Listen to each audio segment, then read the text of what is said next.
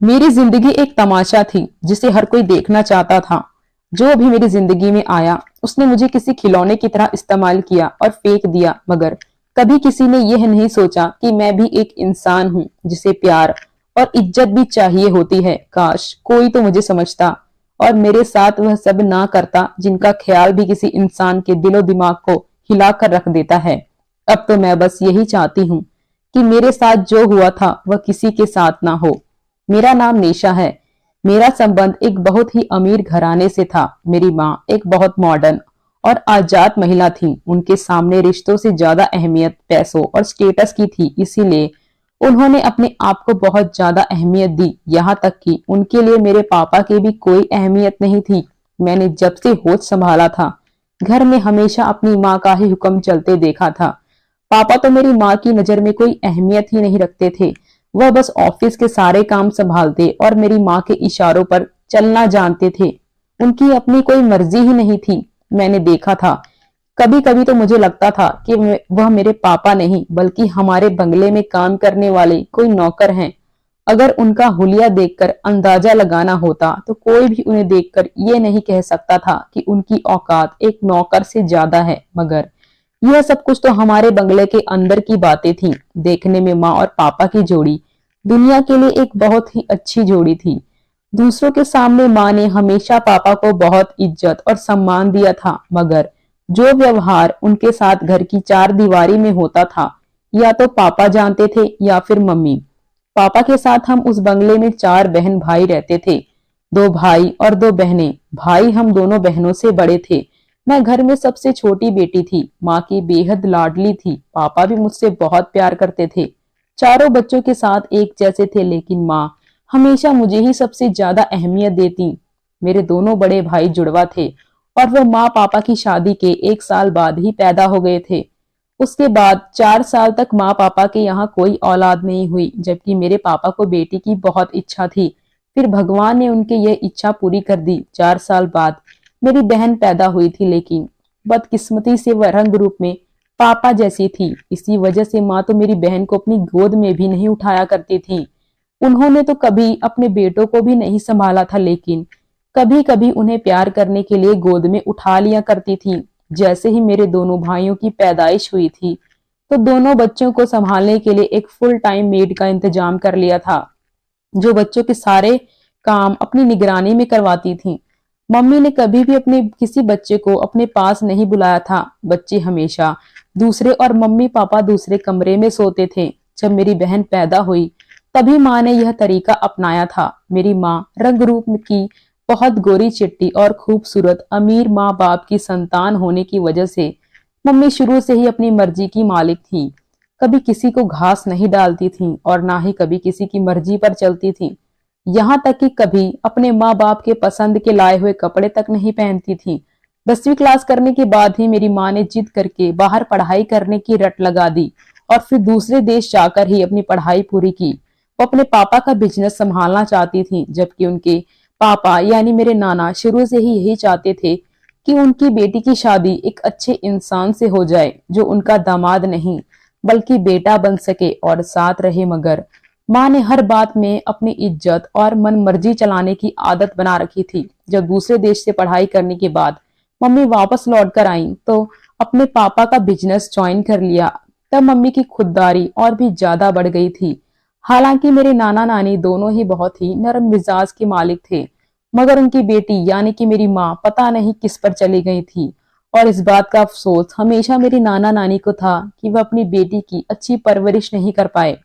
शादी का समय आया तो नाना और नानी ने अपनी बेटी के लिए कई सपने देखे थे। उनकी नजर में एक से एक अच्छा रिश्ता था, मगर माँ ने उनके बताए हुए हर रिश्ते को बड़े आराम से रिजेक्ट कर दिया और अपना फैसला भी सुना दिया कि मैं शादी करूंगी तो सिर्फ अपनी मर्जी से करूंगी और जब मुझे कोई अच्छा लगेगा तो मैं आप लोगों को बता दूंगी। यह सुनकर तो नाना नानी बिल्कुल चुप हो गए। फिर उन्होंने दोबारा कभी अपनी बेटी से शादी की बात नहीं की। यहाँ तक कि मेरे नाना यह दुनिया छोड़कर चले गए। उस समय मेरी माँ की उम्र 31 साल होने वाली थी और माँ शादी करने का नाम नहीं ले रही थी। उन्हें तो बिजनेस में आगे बढ़ने की लत लग गई थी। बाकी हर चीज को पीछे छोड़ दिया था। दूसरी तरफ मेरी नानी नाना के जाने के बाद बहुत दुखी और परेशान रहने लगी थी, क्योंकि एक तो उनकी इकलौती संतान उनका कहा बिल्कुल नहीं मानती थी। दूसरा, उन्हें यह भी चिंता थी कि उनकी बेटी उनकी जिंदगी में ही किसी का हाथ थाम ले, मगर माँ को कोई भी नहीं समझ सकता था। फिर ऐसा हुआ कि माँ को अपने ऑफिस में काम करने वाले एक वर्कर से प्यार हो गया। यह प्यार भी शायद माँ की साजिश थी या फिर कोई प्लान था, मगर कोई सोच भी नहीं सकता था कि इतनी सुंदर, अमीर और मगरूर लड़की को अपने ऑफिस का एक छोटा सा वर्कर पसंद आ जाएगा। शायद ये नसीब का खेल था कि मेरे पापा मेरी माँ की जिंदगी में आ गए। दरअसल मेरी नाना ने अपनी जिंदगी में एक वसीयत तैयार कर दी और मरने से पहले अपने वकील को दे दिया था कि मेरे मरने के बाद यह वसीयत मेरी बेटी को दी जाएगी। अगर वो इस पर अमल करेगी तो ठीक है, वरना जो वसीयत में लिखा होगा इस पर अमल करना जरूरी है। मेरे नाना का देहांत हुआ तो वकील ने घर जाकर नानी और मेरी माँ को सारी वसीयत बता दी। नानी तो इस फैसले से खुश हो गई थी, क्योंकि वह जानती थी कि उनके पति ने कुछ अच्छा ही सोचा होगा, मगर माँ को तो जैसे सांप सूंघ गया था। माँ ने ना तो वकील से कोई बात की थी और ना ही मेरी नानी से, बल्कि अपने आप को 2 दिन तक कमरे में बंद कर लिया था। मेरी नानी परेशान जरूर थी, मगर उन्हें यह भी मालूम था कि बेटी के सामने अपना सर फोड़ना बिल्कुल बेकार है, इसलिए वह भी चुप हो गई। फिर माँ ने बिजनेस संभाल लिया, मगर नाना के जाने के बाद तो उस कारोबार और घर के मामले की इकलौती मालिक मेरी माँ ही थी। नाना के मरने के लगभग 6 महीने के बाद माँ ने शादी का फैसला किया, जिसके लिए उन्होंने मेरे पापा को चुना। इस बात पर तो मेरे पापा भी बहुत हैरान थे, क्योंकि वो मेरे नाना के ऑफिस में काम करते थे। मेरे पापा का संबंध एक गरीब फैमिली से था, जहां वो अपने माँ बाप और 5 बहन भाइयों के साथ जिंदगी गुजार रहे थे। मेरे पापा के माँ बाप ने बड़ी मुश्किल से पापा को पढ़ाया लिखाया था। इसी पढ़ाई लिखाई के बलबूते पर मेरे पापा मेरे नाना की कंपनी में जॉब करते थे। मेरे पापा बहुत ही ज्यादा होशियार और काबिल इंसान थे। एक छोटी सी पोस्ट से जॉब शुरू करने वाले मेरे पापा बड़ी जल्दी ही कंपनी के बड़े वर्कर्स में शामिल हो गए थे, और अब तो नाना उन्हें मैनेजर भी बनाना चाहते थे। मगर नाना जल्दी ही यह दुनिया छोड़कर चले गए। मेरे पापा 4-5 साल से ऑफिस में काम करते थे, इसलिए उनकी आदतों को सब अच्छी तरह जानते थे। पापा बहुत ही कम बात करने वाले इंसान थे और अपने काम पर बहुत मेहनत करते थे। नाना ने कभी भी मेरे पापा को मेहनत से जी चुराते नहीं देखा था। बहन भाइयों में चौथे स्थान पर थे, इसीलिए अभी तक उनकी शादी भी नहीं हुई थी। और मेरी माँ ने यह सब देख और सोचकर मेरे पापा को चुना और उन्हें पसंद का नाम दे दिया। एक दिन माँ ने मेरे पापा को अपने ऑफिस में बुलाया, उनकी फैमिली के बारे में पूछा। पापा मेरी माँ के मंसूबों को समझ नहीं पाए थे, चुपचाप हर बात का जवाब देते चले गए। फिर माँ ने उनको चौंका दिया, उनके सामने ऑफर रखी कि मैं आपसे शादी करना चाहती हूँ, मगर मेरी एक छोटी सी शर्त है कि शादी के बाद आपको मेरे साथ मेरे घर में शिफ्ट होना पड़ेगा, क्योंकि मेरी माँ अकेली हैं, मैं उन्हें छोड़कर ससुराल नहीं जा सकती और मेरे पापा का बिजनेस बहुत बड़ा है जो मुझे ही संभालना है। मैं चाहती हूँ कि आप मेरी जिंदगी और घर में आ जाएं और इस ऑफिस और कारोबार को संभालने में मेरी मदद करें। यह सब सुनकर पापा का सर चकरा गया, मगर वह बड़ी हिम्मत करके बैठे रहे। अपनी फैमिली से बात करने के लिए समय मांगा तो माँ ने बड़ी खुशी से समय दे दिया। पापा के लिए यह बहुत बड़ी बात थी कि वह अपने माँ बाप बहन भाइयों से शादी के बारे में बात करें, वह भी इस तरह की शर्त की शादी के बाद दुल्हन को विदा होकर दूल्हे के घर नहीं जाना, बल्कि दूल्हे को विदा होकर दुल्हन के घर आना है। पापा ने अपने माँ बाप और बहन भाइयों के सामने जब बात रखी तो उनकी माँ ने साफ मना कर दिया कि मैं कभी भी अपने बेटे को घर जमाई की तरह विदा नहीं करूंगी। लेकिन मेरे दादा और चाचा ने मिलकर दादी को बनाया कि बहुत अच्छा मौका है, अगर राहुल को उसकी काबिलियत की वजह से चुना जा रहा है तो इसमें सभी का फायदा है। ना सिर्फ पापा की जिंदगी बदलेगी, बल्कि उनके बहन भाइयों के लिए अच्छा मौका है। ये सुनकर तो मेरी दादी भी चुप हो गई और फिर सबने बड़ी खुशी खुशी इस रिश्ते के लिए हाँ कर दी। उस समय तो मेरे पापा ने भी नहीं सोचा था कि आगे क्या होगा, बल्कि वह तो अपनी किस्मत पर खुश हो रहे थे कि बैठे बैठे एक कंपनी के मालिक बनने जा रहे हैं, जहां वह 5 साल से एक वर्कर की हैसियत से काम करते थे। पापा ने ठीक 2 दिन बाद मेरी माँ के रिश्ते से हाँ कर दी। माँ ने अपने घर में भी हमें सब कुछ बता दिया। नानी बेचारी तो पहले ही किसी बात में नहीं बोलती थी और बेटी का फैसला मानने पर मजबूर थी। मगर नानी को यह सुकून था कि उनकी बेटी ने किसी अच्छे इंसान का चुनाव किया है, इसीलिए नानी ने उन्हें अनुमति दे दी।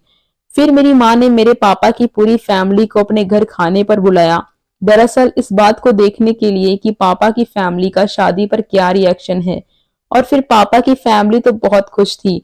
शादी से उनकी आंखों में दौलत की चमक और सांसों में उसकी खुशबू भर चुकी थी। बड़ी धूमधाम से दोनों की मंगनी हुई और शादी की तारीख भी तय हो गई। नाना के मरने के बाद वकील ने नाना की वसीयत के कागजात मेरी माँ के हवाले करने से पहले नानी, मेरी माँ और पापा को सबको वसीयत भी सुनाई थी। वसीयत में लिखा था कि मेरे नाना की जायदाद मेरी माँ के बच्चों के नाम होगी और जब तक माँ की औलाद जवान होकर कानूनी तौर पर यह जायदाद की हकदार नहीं बन जाती, तब तक सारी जायदाद और ऑफिस की जिम्मेदारी माँ के पति या नाना के दामाद की होगी। यही वसीयत सुनकर तो माँ का सर चकरा गया था, मगर उन्होंने बड़ी जल्दी खुद को संभाल लिया था और तब उनको यह फैसला बेहतर लगा कि उन्होंने शादी के लिए मेरे पापा जैसे सच्चे और शरीफ आदमी का चुनाव किया था। वह यह भी जानती थी कि वह पापा को अपने इशारों पर नचा पाएंगी। यही वजह थी कि शादी के बाद माँ ने बच्चों की पैदाइश पर कोई समझौता नहीं किया, वरना उनका बस चलता तो वह कभी माँ भी नहीं बनती। इस वसीयत के कागजात वकील ने नानी को दे दिए थे। नानी सुकून से थी कि कम से कम उनकी खुद गर्ज बेटी के हाथ में सारी जायदाद नहीं गई थी। नाना ने बड़ी सोच समझ कर यह वसीयत बनाई थी, तभी तो सब कुछ अपनी बेटी के पति और बच्चों के नाम कर दिया था कि उनकी बेटी रिश्तों को बनाने और सारी जिंदगी निभाने पर मजबूर हो जाए। और हुआ भी ऐसा ही था। मंगनी के 1 महीने के बाद माँ पापा की शादी हो गई। सारी दुनिया हैरान थी कि शहर के इतने बड़े बिजनेसमैन की इकलौती बेटी ने शादी के लिए अपने ही ऑफिस के एक वर्कर को चुना था। जहां शादी में आने वाले लोग खुश थे, वहीं पर सब बहुत हैरान नजरों से यह सब देख रहे थे। पापा सावले रंग की नौजवान जो अपनी फैमिली बैकग्राउंड की वजह से कुछ नपा तुला अंदाज अपनाने पर मजबूर थे। कोई भी बता सकता था कि उनका संबंध एक मिडिल क्लास फैमिली से है, जबकि मेरी माँ बेहद खूबसूरत और कॉन्फिडेंस से भरी हुई थी। दोनों की जोड़ी किसी भी तरह परफेक्ट नहीं लग रही थी, मगर फिर भी दोनों ही दुनिया वालों की नजर में एक बेमिसाल जोड़ी की हैसियत से सामने आए थे। शादी के बाद मैंने पापा में शुरू से ही कमियां देखी थी, क्योंकि रस्म के मुताबिक रुखसत होने की बजाय पापा विदा होकर मेरी नानी के घर आए थे। एकदम से उनका लाइफस्टाइल ही बदल गया था। कल तक अपनी पुरानी बाइक पर ऑफिस आने वाले मेरे पापा आज माँ के लग्जरी बंगले से निकलकर एक बड़ी सी गाड़ी में जाने लगे और नाना की कुर्सी पर भी बैठने लगे थे। उनकी तो जैसे लॉटरी लग गई थी। शुरू शुरू में तो पापा बहुत खुश थे, मगर जैसे जैसे उन्हें अंदाजा होता गया कि उनके साथ माँ ने शादी क्यों की है, तो पापा को अपनी हैसियत और अपना मकाम भी याद आ गया। माँ ने कभी भी उन्हें अपना पति होने का सम्मान नहीं दिया था। वह तो पापा की पसंद नापसंद और ना ही किसी बात में उनसे सलाह मशवरा लेती ना देती थी। पापा ऑफिस के काम देखते थे, बाकी हर फैसला हर काम माँ की मर्जी से ही होता था। यहाँ तक कि पापा ने महीने में कितने पैसे खर्च किए, कहाँ कहाँ पर खर्च किए हैं, सबका हिसाब मेरे पापा माँ को देते थे। माँ और पापा की शादी के 1 साल बाद मेरे जुड़वा भाई पैदा हुए थे। मेरी नानी बहुत खुश थी। उन्हें 2 नाती मिल गए थे, लेकिन बहुत ज्यादा समय अपने नातियों के साथ गुजार नहीं सकी और 1 साल के बाद ही वह दुनिया से चली गई। पापा को अपनी जिंदगी में रखना और संतान पैदा करना माँ की मजबूरी थी, वरना शायद ही माँ कभी औलाद पैदा करने पर राजी होती। मेरे दोनों जुड़वा भाई देखने में कुछ ज्यादा सेहतमंद और दुरुस्त नहीं लगते थे, बल्कि डॉक्टर का कहना था कि जैसे जैसे दोनों बच्चे बड़े होंगे तो इनकी कमजोरी और भी बढ़ती चली जाएगी। और ऐसा ही हो रहा था। दोनों भाइयों ने जब चलना शुरू किया तो नॉर्मल बच्चों से कुछ अलग लग रहे थे। हालांकि पापा ने उन दोनों के जन्म के बाद उनकी परवरिश में किसी भी तरह की कमी नहीं होने दी थी। उन्हें संभालने के लिए 2-2 नौकरानियां रखी थी। खाने पीने से लेकर उनके पहनने ओढ़ने तक सब कुछ अच्छा था। हर महीने दोनों को चेक करवाया जाता था। डॉक्टर को उम्मीद थी कि कुछ ही समय में दोनों बिल्कुल ठीक हो जाएंगे। फिर भाइयों के जन्म के 4 साल बाद मेरी बहन पैदा हुई। मेरी माँ के लिए ना तो दोनों बेटों की कोई अहमियत थी, क्योंकि वह दोनों उनकी नजर में डिसेबल थे, और बेटी जो कि मेरी बहन थी, बेचारी पापा पर चली गई थी। उसने पापा का रंग रूप चुराया था। फिर जब बहन की पैदाइश के ठीक 1 साल बाद मैं पैदा हुई तो माँ की तवज्जो और प्यार की हकदार बन गई। मैं बिल्कुल अपनी माँ की कॉपी थी। शक्ल, सूरत, रंग, रूप, यहाँ तक कि मेरे बालों और आंखों का रंग भी माँ के बालों और आंखों जैसा था। माँ ने भी अपने चाव और लाड पूरे करते हुए मुझे खूब प्यार दिया। वह मेरी हर बात सुनती और मानती थी। हम चारों बहन भाई बड़े हो रहे थे। मेरे दोनों बड़े भाई आम बच्चों की तरह एक्टिव नहीं थे, बल्कि दोनों ही थोड़े कमजोर थे। दोनों को पापा ने स्पेशल बच्चे के सबसे बड़े स्कूल में दाखिला करवा दिया था। उनका ट्रीटमेंट करने के बाद डॉक्टर के अनुसार दोनों 12 साल की उम्र के बाद दूसरे देश इलाज के लिए जा सकते हैं और फिर उनके ठीक होने के चांस थे। ऐसा ही हुआ। जब दोनों 12 साल के हो गए तो पापा ने उन दोनों को बाहर के देश में भेज दिया। पापा 15 दिन के बाद उनके पास मिलने गए, मगर मैं एक भी बार वहां मिलने नहीं गई थी। मेरी बहन पढ़ाई में बहुत अच्छी थी। नौकरों के साथ पलने बढ़ने के बावजूद बहुत होशियार लड़की थी, क्योंकि मेरे पापा उसे बहुत प्यार करते थे और उस पर बहुत ध्यान देते थे। स्कूल में उसकी बड़ी तारीफ होती थी और मैं शुरू से अपनी माँ जैसी जिद्दी और मगरूर लड़की थी। अपनी बहन को बिल्कुल भी अच्छा नहीं समझती थी। स्कूल कॉलेज में भी उसे अपनी बहन की बजाय कजन कहकर इंट्रोड्यूस करती थी। मैंने शुरू से अपनी माँ का रूप देखा था, उसे ही अपनाया था और मेरी माँ को इस बात पर बड़ा गर्व था कि मैं देखने में भी और आदतों में भी उनकी कॉपी हूँ। मेरी माँ रोजाना पार्टी में जाती। फिर जब मैं बड़ी हुई तो मैं भी माँ के साथ जाना शुरू कर दी। दोनों भाई बाहर के देश में ही थे और वहीं इलाज करवा रहे थे और पढ़ रहे थे। मेरी बहन कॉलेज तक पहुंच चुकी थी और पापा ने सारी जिंदगी मेरी माँ की हुकूमत की। वसीयत के अनुसार माँ की सारी प्रॉपर्टी उनके चारों बच्चों के नाम ट्रांसफर हो चुकी थी, मगर अब केयर टेकर की जगह माँ ने पापा के बजाय अपना नाम लिखवाया था। कोई भी जरूरी कागजात माँ के साइन के बगैर ऊपर नहीं होते थे। माँ के लिए ये काफी था कि उनके बच्चे, पति और पूरी प्रॉपर्टी उनके कब्जे में है। दूसरी तरफ जो मैं बिल्कुल अपनी माँ जैसी हो गई थी। नई नई चीजें खरीदना, शॉपिंग करना और पार्टी में जाना मेरी आदत बन चुकी थी। वैसे कॉलेज तक तो पहुंच गई थी, मगर पढ़ाई और डिग्री इसकी मुझे कभी चिंता ही नहीं थी, क्योंकि मेरा मकसद तो बस अपना पैसा उड़ाना और जो शो ऑफ करना था। मैंने हमेशा जिस चीज को चाहा वो तुरंत मुझे मिली। मेरी माँ ने वह चीज मुझे फौरन दिलवा दी थी। यहाँ तक कि मेरी बड़ी से बड़ी गलती भी माँ इस तरह छुपा लेती थी जैसे मैंने कुछ किया ही ना हो। जैसे जैसे मैं जवान होती गई सबसे बड़ी गलती कर बैठी। मेरा फ्रेंड सर्कल बहुत बिगड़ा हुआ था और आवारा लड़के भी उसमें शामिल थे, जो बहुत अमीर अमीर फैमिली से संबंध रखते थे। दिन रात उनके साथ घूमना फिरना हमारा रूटीन बन गया था। जबकि पापा मुझे मेरी ड्रेसिंग सेंस पर बहुत ज्यादा घूमने फिरने पर टोकते थे, तो माँ उन्हें तुरंत चुप करवा देती थी। कुछ समय बाद तो ऐसा होने लगा कि मैं खुद ही पापा को जवाब देने लगी थी। बदतमीजी की वजह से पापा ने मुझे कुछ कहना ही छोड़ दिया था। जब मेरी बहन अपनी पढ़ाई पूरी कर चुकी थी तो वो पापा के साथ ऑफिस जाने लगी, जबकि मेरे दोनों भाई काफी हद तक ठीक हो गए थे। दोनों वहीं सेटल होने का फैसला कर लिए और पापा ने उनका पूरा पूरा साथ दिया। पापा ने माँ से बात करके अपने फ्रेंड सर्कल से मेरे दोनों भाइयों की शादियां करवा दी और उन्हें भी बाहर भेज दिया। वहां पर जो मेरे नाना का ऑफिस था, दोनों भाई मिलकर उसे संभालने लगे और अपनी पत्नियों के साथ अपने अलग अलग फ्लैट में रहने लगे। मेरे पापा को बेटों की तरह से अब सुकून हो गया था। माँ को इस बात से कोई मतलब नहीं था कि उनके बेटों की जिंदगी में क्या हो रहा है, क्या नहीं। दोनों का हिस्सा जो बनता था वो पापा ने कागजात बनवाकर उनके वकील को दे दिए थे, जो मेरे माँ पापा के मरने के बाद उनको मिल जाने थे। पापा को अपनी बेटियों की चिंता होने लगी थी।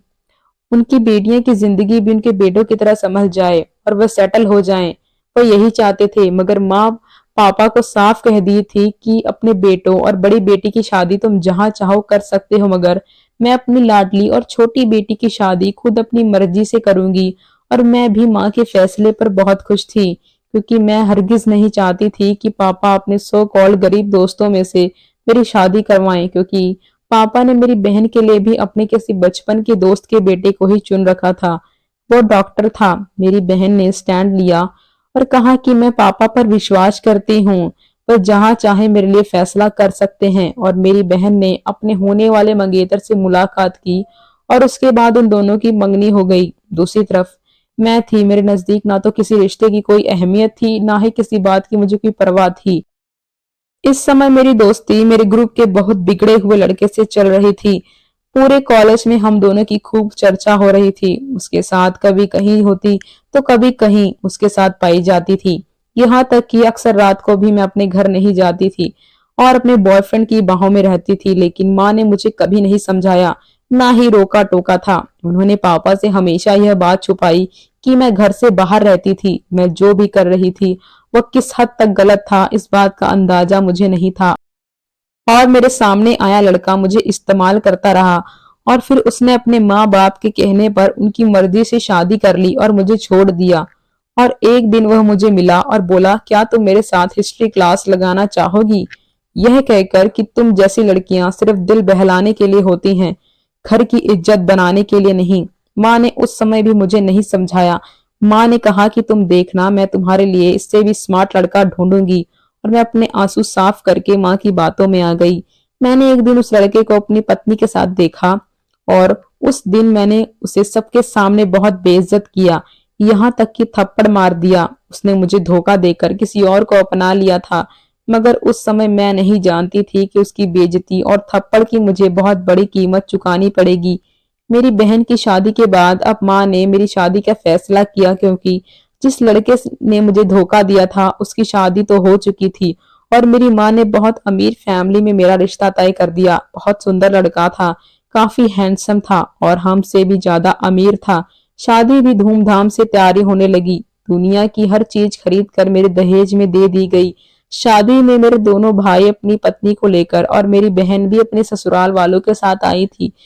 सबकी मेरी नजर में कोई भी अहमियत नहीं थी, क्योंकि मेरी माँ ने ही कभी उन्हें अहमियत नहीं दी थी और ना ही हमें सिखाया था कि रिश्ते क्या होते हैं और उन्हें कैसे निभाते हैं। सारा शहर देख रहा था। मैं हमारी धूमधाम से शादी हुई। मैं खुशी खुशी अपने पति के साथ उनके घर पहुंची और खूबसूरत सेज पर बैठी उसका इंतजार कर रही थी, मगर मैं नहीं जानती थी मेरा पति कमरे में आया तो कमरे में आते ही उसने चीखना चिल्लाना शुरू कर दिया और मेरा घूंघट प्यार से उठाने की बजाय उसने एक झटके से मेरे बाल पकड़े और मुझे अपने सामने खड़ा करके मोबाइल में वीडियो ऑन कर दिया और कहने लगा, ये सब क्या है? अगर तुम अमीर हो तो इसका मतलब ये नहीं है कि अमीरों की कोई इज्जत नहीं होती। अगर मुझे पहले पता होता कि तुम ऐसी लड़की हो तो मैं तुम्हें कभी भी अपनी जिंदगी में शामिल न करता। और ये कहकर उसने मुझे धक्के देकर घर से निकाल दिया और अगले ही दिन तलाक के पेपर भी मेरे घर पर पहुंचा दिए। मैं दुनिया की पहली लड़की थी जिसे शादी के दूसरे दिन ही तलाक दे दिया गया था। मैं रोते हुए माँ के गले लग गई। मेरी माँ ने मेरे पति और मेरे सास ससुर से खूब लड़ाई की और मेरा दहेज का सारा सामान मेरी माँ ने नौकरों को भिजवा कर ले लिया था।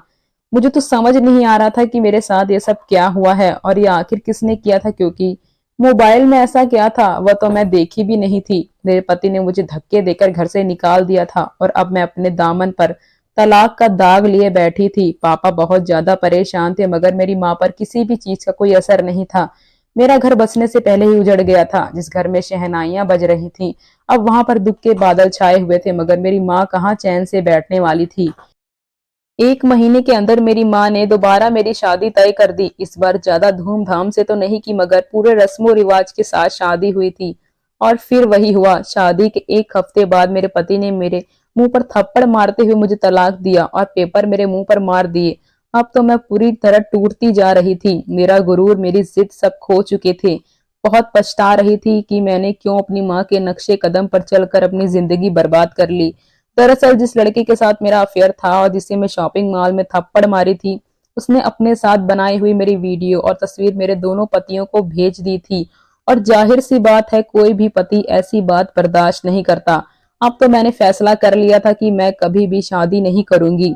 पापा से बात किया कि मुझे भी पढ़ने के लिए बाहर भेज दें, उसके बाद मैं उनके बिजनेस में हाथ बटाऊंगी। मगर मेरे पापा ने मेरे सर पर बड़े प्यार से हाथ रखा और मुझे प्यार करने लगे। बोले, बाकी बच्चों की तरह तुम भी मेरी औलाद हो और मैं तुम्हारे साथ कभी भी गलत होता नहीं देख सकता, इसलिए थोड़ा सा इंतजार करो और मुझ पर विश्वास रखो।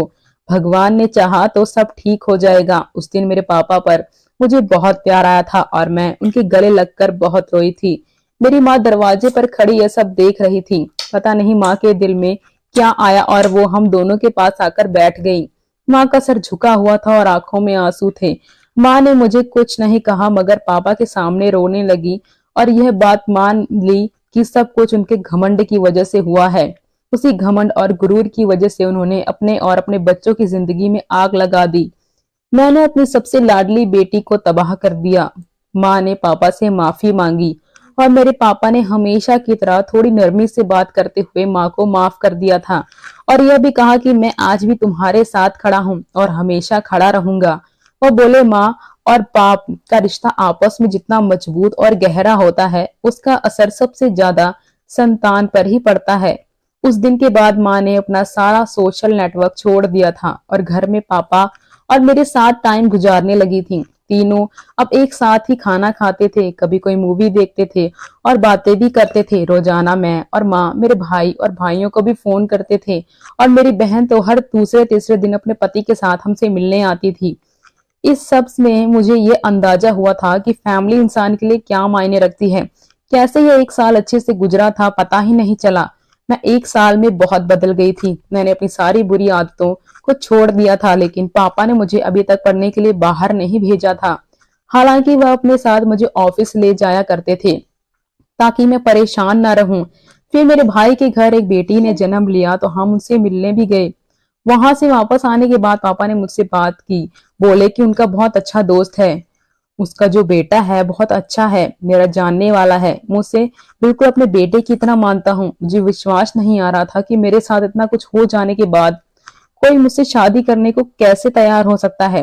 पापा ने बताया कि वह एमबीए करने के बाद एक बड़ी कंपनी में जॉब कर रहा है और शादी को लेकर उसकी एक छोटी सी शर्त है कि भैया भाभी की कुछ ही दिन पहले एक्सीडेंट में मौत हो गई है और उसकी 1 साल की भतीजी है जो उसके साथ रहती है। उस दिन वह अपने मम्मी पापा के साथ नहीं गई थी, इसलिए वह कहता है कि मैं ऐसी लड़की से शादी करूंगा जो मेरी भतीजी पूजा को अपना मानेगी और उसे माँ का प्यार देगी। यह मेरी भतीजी नहीं, मेरी बेटी है। मैं उसे अपना नाम दूंगा, पर कोई भी लड़की उससे शादी करने के लिए राजी नहीं होती है। लेकिन बेटा, मेरा दिल गवाही देता है कि तुम उस बिन माँ बाप की बच्ची पूजा को माँ का प्यार दोगी और उसे अपना मानोगी। रवि बहुत ही अच्छा लड़का है। अगर तुमने उसके दिल में अपनी जगह बना ली तो वह तुम्हें रानियों की तरह रखेगा। मुझे अपने पापा पर पूरा विश्वास था कि मेरे पापा मेरे लिए अच्छा ही करेंगे। फिर मैंने इस रिश्ते के लिए हाँ कर दी। इस रिश्ते के बारे में सुनकर मेरी माँ की आंखों में भी चमक आ गई थी। माँ के अंदर आए इतने बड़े बदलाव पर मैं हैरान थी कि कहाँ मेरी माँ अपने सभी औलाद को अहमियत नहीं देती थी और कहाँ अब इस बात पर खुश हो रही थी कि मैं किसी और बच्ची को माँ का प्यार दूंगी। मेरी माँ ने भी मुझे समझाया था कि तुम पूजा को अपनी बेटी समझना। बच्चे तो भगवान का रूप होते हैं। जब तुम उसे अपनी बेटी समझोगी तो वह भी तुम्हें अपनी माँ समझेगी। वह बहुत छोटी है, तुम उसे अपना प्यार देना। पर मैं अंदर से बहुत ज्यादा डरी हुई थी। फिर मेरी शादी रवि के साथ हो गई थी। शादी की पहली रात रवि ने मुझे बस एक वादा लिया था कि पूजा को कभी पराया मत महसूस होने देना। भैया भाभी के आखिरी वक्त पर मैंने वादा किया था कि मैं पूजा को अपनी बेटी की तरह रखूंगा। मैंने कहा आपको मुझसे कभी भी कोई शिकायत नहीं मिलेगी। उस दिन के बाद मेरी जिंदगी बदल गई और हम सब खुशी खुशी रहने लगे। दोस्तों, कैसी लगी कहानी कमेंट करके जरूर बताएं। वीडियो को लाइक और चैनल को सब्सक्राइब जरूर कर देना। Thanks for watching.